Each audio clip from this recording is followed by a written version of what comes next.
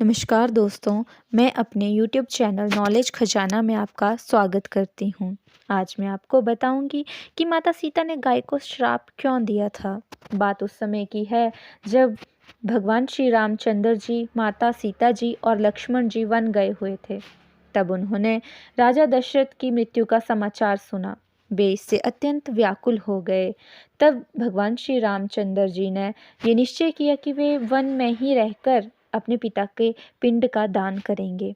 तो इसके लिए वे आवश्यक सामग्री इकट्ठा करने लगे। भगवान श्री राम और लक्ष्मण जी जंगल में सामग्री एकत्रित करने गए हुए थे। तब पंडित जी मुहूर्त के लिए माता सीता के को कहते हैं कि मुहूर्त निकला जा रहा है। तब माता सीता जी, जो जानती थी कि सूर्य अस्त से पहले ही पिंडदान करना आवश्यक है, उन्होंने पंडित जी को कहा कि हे पंडित जी, पूजा आरंभ करिए। श्री रामचंद्र जी और लक्ष्मण जी आते ही होंगे ताकि मुहूर्त ना निकल जाए।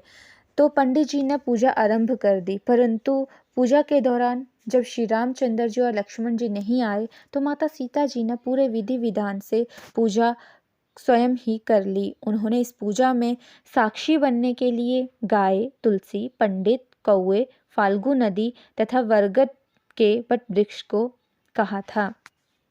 जब माता सीता पूजा पूरी करते हैं तो उन्हें राजा दशरथ के दिव्य दर्शन होते हैं और वे उन्हें कहते हैं कि उन्होंने उनके पिंड को स्वीकार कर लिया है।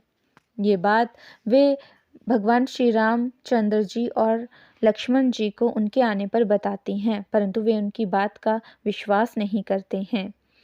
तब माता सीता बरगद, गाय, तुलसी, पंडित, कौवे तथा फाल्गु नदी को सच कहने के लिए कहती हैं, परंतु वे कोई भी सच नहीं कहते हैं और वट वृक्ष अंत में उन्हें सच्चाई बताते हैं।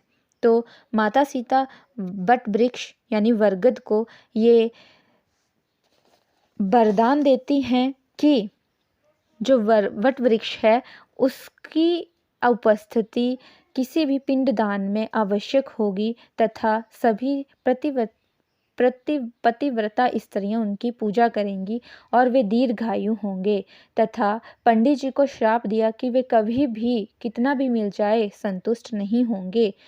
तुलसी को श्राप दिया कि गया की धरती में वे कभी नहीं उग पाएंगी।